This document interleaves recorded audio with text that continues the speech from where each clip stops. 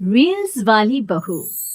प्रज्ञा को रील्स बनाने का बड़ा ही क्रेज है और वो दिन भर रील्स बनाती रहती है। खाते पीते घूमते फिरते घर में कॉलेज में रील्स बनाने के कारण प्रज्ञा पूरे कॉलेज में हाईलाइटेड है।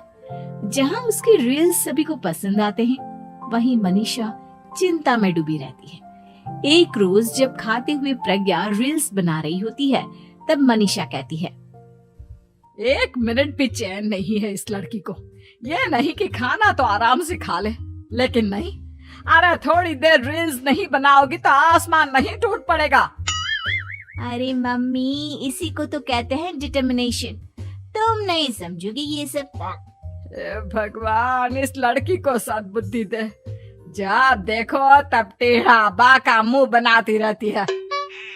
मनीषा की बात का प्रज्ञा पर जरा भी असर नहीं होता और वो खाते खाते रील्स बनाती रहती है।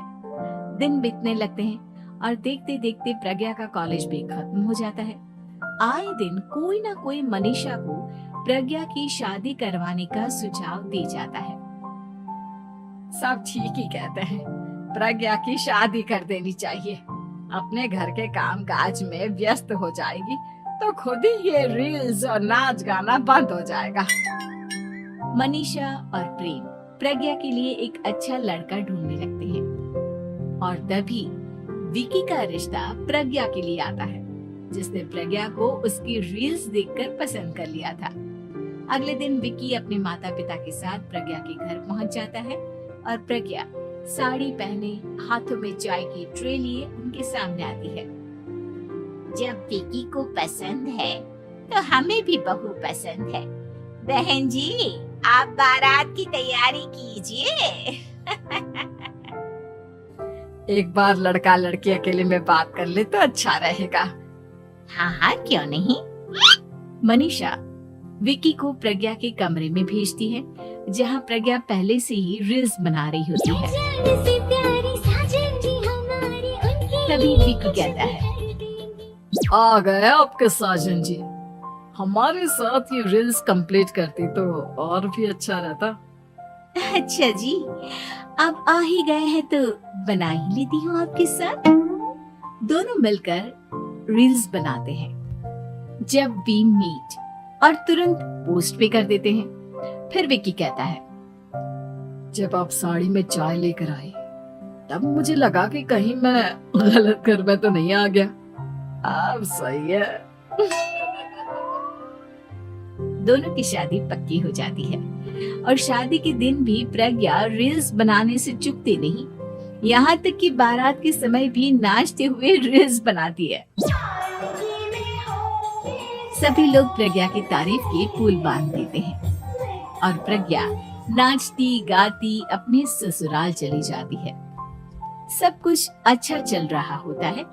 प्रज्ञा यहाँ भी दिन भर हर चीज की रील्स बनाती रहती है। लेकिन कुछ दिनों के बाद जब सुनीता कहती है, बहू, ये रील्स के साथ साथ कुछ काम भी कर लिया करो। वैसे तुझे और क्या क्या बनाना आता है? मम्मी जी, वैसे तो सब कहते हैं कि मैं सब कुछ अच्छा बनाती हूँ, लेकिन मुझे लगता है कि मैं मैगी अच्छा बना लेती हूँ। हाँ, कॉफी भी अच्छा बना लेती हूँ और मुंह तो सबसे अच्छा बना लेती हूँ। हैं? अच्छा अच्छा। सुनीता अपना माथा पकड़ लेती है और कहती है, बहू, कुछ खाना बनाना भी सीख लेती। मम्मी जी, मैं लंबी प्लानिंग कर रही हूँ। जल्दी ही मैं इतनी फेमस हो जाऊंगी कि मुझे पैसे मिलने लगेंगे। हम दोनों सास बहू राज करेंगे, राज ना कर काम करेंगे और लोगों की तो लाइन लगेगी हमसे मिलने के लिए। तेरा दिमाग खराब हो गया है क्या बहू? हंसी मजाक तक ठीक है, लेकिन इस तरह घर नहीं चलते। जितना जल्दी हो इस घर के तौर तरीकों को सीख लो। प्रज्ञा मुंह घुमाकर चली जाती है और तुरंत उसी वक्त एक रील बनाती है। ये देख सुनीता का गुस्सा 7वें आसमान पर चला जाता है और विकी के घर आते ही सुनीता उसे सब कुछ बताती है। विक्की भी अब प्रज्ञा की इन हरकतों से परेशान हो जाता है। तुम टेंशन मत लो मम्मा, मैं देख लूंगा। विक्की कमरे में जाता है तो देखता है कि प्रज्ञा रील्स बना रही है। विक्की बड़े ही प्यार से प्रज्ञा से कहता है, प्रज्ञा, इन सब के लिए मैं तुम्हें मना नहीं कर रहा हूँ, लेकिन फिर भी हर वक्त तो ये अच्छा नहीं लगता ना। समझने की कोशिश करो, मुझे भी तुम्हारा थोड़ा वक्त चाहिए। मैं जब ऑफिस से आता हूँ तो मुझे समय देने की जगह इसी में लगे रहते हो। तुम ज्यादा ही सोच रहे हो। तुम भी मेरे साथ रील्स बनाओ ना, तुम्हें भी बहुत अच्छा लगेगा। तुम्हें इज्जत से कोई बात समझ में नहीं आती क्या? दिमाग खराब हो गया है तुम्हारा इस चकाचौंध से। अगर तुमने अपना रवैया नहीं बदला तो मैं तुमसे दूर चला जाऊंगा। तुम ही रिश्ता लेकर आए थे, मुझे लड़कों की कमी नहीं थी और ना आज है। विक्की दरवाजा पटक कर चला जाता है। धीरे धीरे विक्की प्रज्ञा से दूर होता जाता है। एक रोज मनीषा प्रज्ञा के ससुराल उससे मिलने जाती है। तब सुनीता उससे कहती है, बहन जी, अब आई हैं तो कुछ दिन यहाँ रहकर जाइएगा, आप ही का घर है। हाँ मम्मी, बहुत दिन हो गए तुम्हारे साथ एक भी रील नहीं बनाई मैंने। प्रज्ञा तुरंत अपने फोन में रील्स ऑन कर लेती है। ये सब मुझसे नहीं होता। तेरा ये भूत अभी तक नहीं उतरा क्या? बहन जी, आप कुछ कहती नहीं क्या इसे? जब आप ही कुछ नहीं कर पाई तो मैं कर ही क्या सकती हूँ। सास तो वैसी ही बदनाम है।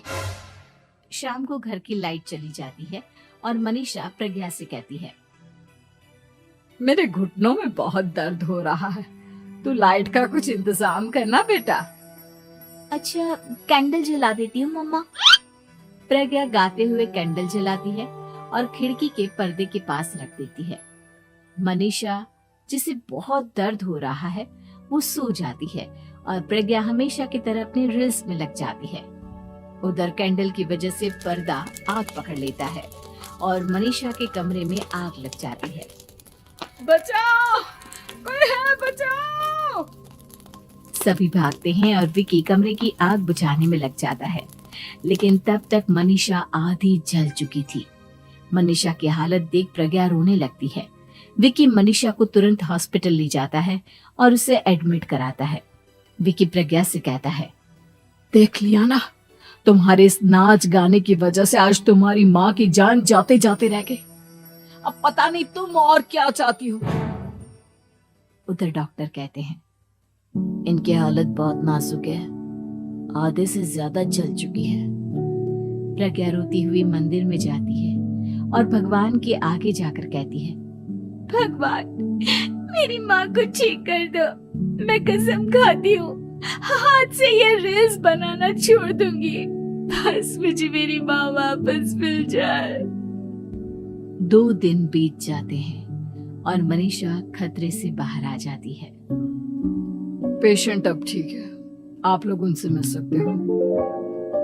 सब कोई मनीषा से मिलता है और प्रज्ञा सबके सामने अपना फोन तोड़ देती है।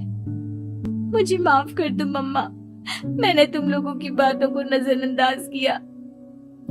बेटा, कोई भी चीज जरूरत से ज्यादा खराब है। मैंने तुम्हें रील्स बनाने से कभी मना नहीं किया, लेकिन हर वक्त एक ही चीज तो सही नहीं है।